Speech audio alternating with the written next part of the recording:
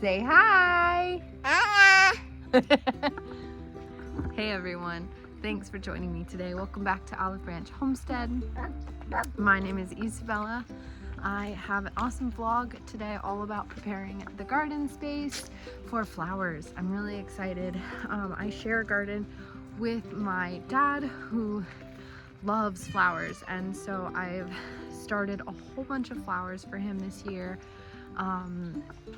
For all of the spaces that he wants those planted. And so what we're going to be doing today is we're going to be cleaning up and amending those spaces, and I'm going to take you all along that process. So I'm really excited that it is gardening season, and I get to, though I don't have a bunch of food space, I get to put my hands in the soil for more than just the little bit of food I'm growing. So that's been very nourishing to my soul. So enjoy the vlog. So this is the leftover amount of soil and compost that I ordered. It's actually a very what's up, baby? It's actually a very large amount. I ordered 2 square yards of soil, and this was more than enough for my garden space, so I'm using the rest of it for planting in my parents' flower beds. What's up, baby? Why are you upset? You want to hold it? You want to direct? Here you go. Why don't you walk around with it? Ooh. Here, come over here.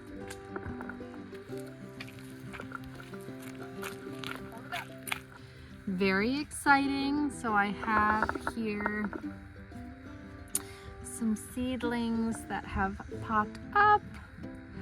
So these are borage seeds. Right here, little babies. They have yet to get their true leaves. I've got right here, you can't really see it very well, but that is, I believe, a sage seed. All these are chamomile right here. And those 3 are hollyhocks. And then I have these guys and these guys, tomato seedlings. I'm so happy. Those have begun to sprout. No peppers yet, but that's okay. And then in here, I have a bunch of flowers. So we've got zinnias, and a little mix has sprouted. We've got cosmos. A bunch of marigolds have sprouted. We've got some things that are poking through. Like this is a sunflower that's gonna poke through. I don't know if I go down here, you can kind of see the mound that is poking through. So I'm very excited to see what else pokes through. Mostly I have so many marigolds that have popped up first. Like you can see that guy there. Right there. There you go. He's got his little leaves. And over there. Very excited. So hopefully we'll get more soon to pop up. Get away, little bug. And see what comes of these little guys. I have to thin out my chamomile soon because that is so many.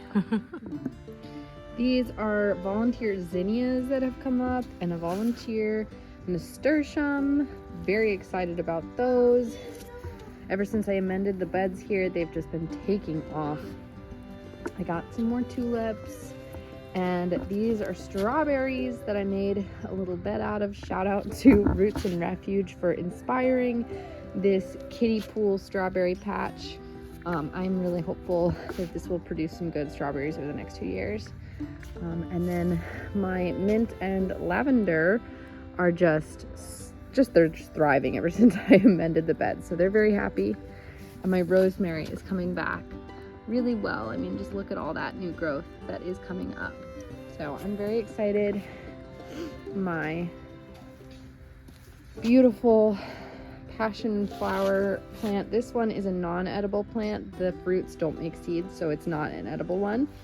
But this guy died all the way back and is now coming up again.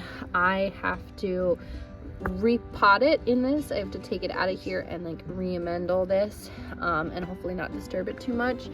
You can actually see right there, there's more of it coming out, so I have to try to do that without disturbing the root ball too much. so that it doesn't have any kind of transplant shock or whatever, because I didn't realize when I purchased these that there was no hole in the bottom, so they kind of got waterlogged for a little bit there. But we have holes now, so we're re-amending. And then we got more tulips, and then I cleaned up the mint bed and my cilantro. He's so happy. My olive plant is so happy. And then this is the bed along with the front of the property that I'll be cleaning up today. So you see there's like lots of, like over there's lots of dead that needs to come out. So I hope you enjoy this time lapse of me cleaning up this bed.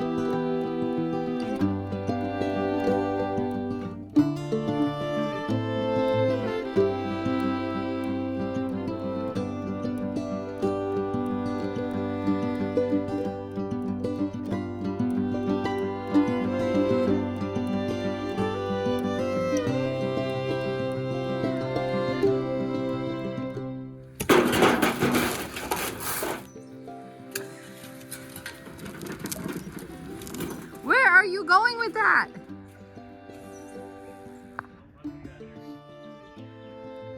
Clover. Want to fix these?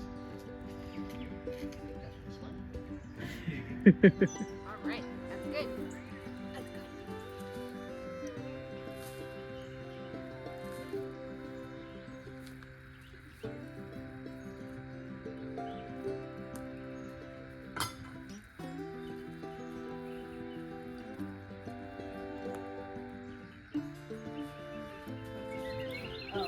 There was a second one. Good job, baby.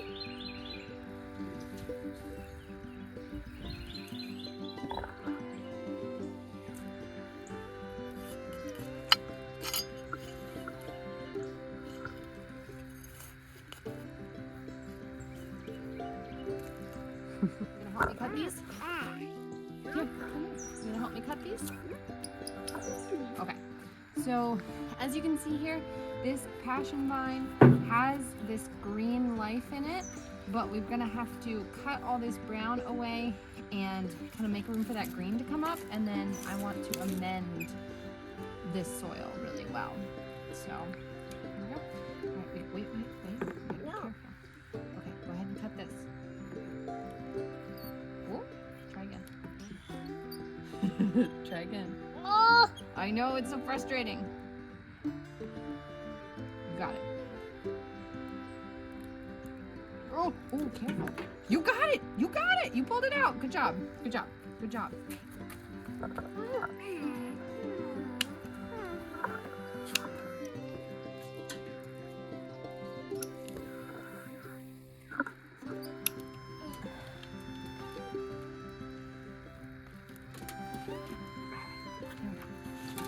Was extremely waterlogged, and the whole interior has just like wet soil in there, and we don't want that.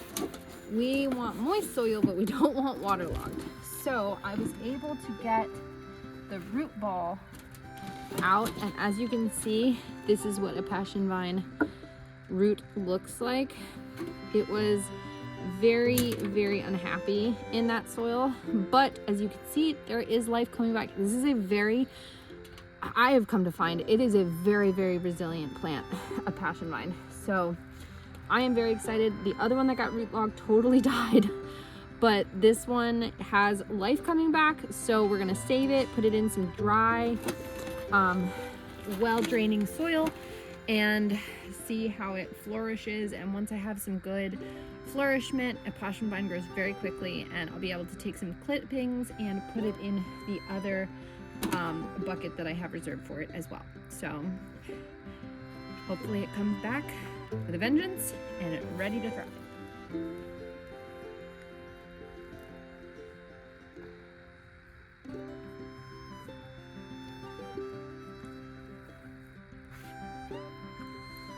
have it.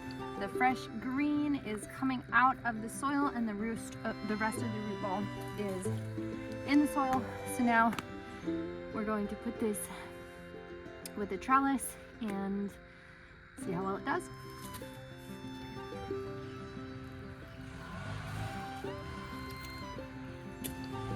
Wait, Clover.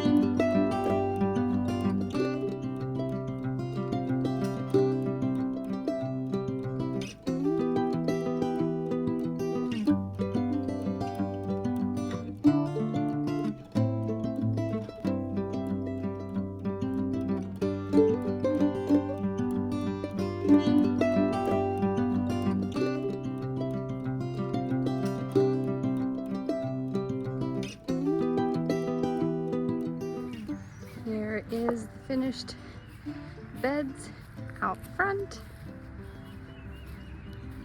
You can see here how nice and dark this soil and compost is. I'm very excited. This is actually where all of our roses are, right here. And that's a butterfly bush. And these are just a couple of perennial little flowers. And then I have some coreopsis over here as well. So I'm very excited to see how this blooms this year with all the flowers that I have for it. Thanks for joining me today, friends, on this vlog.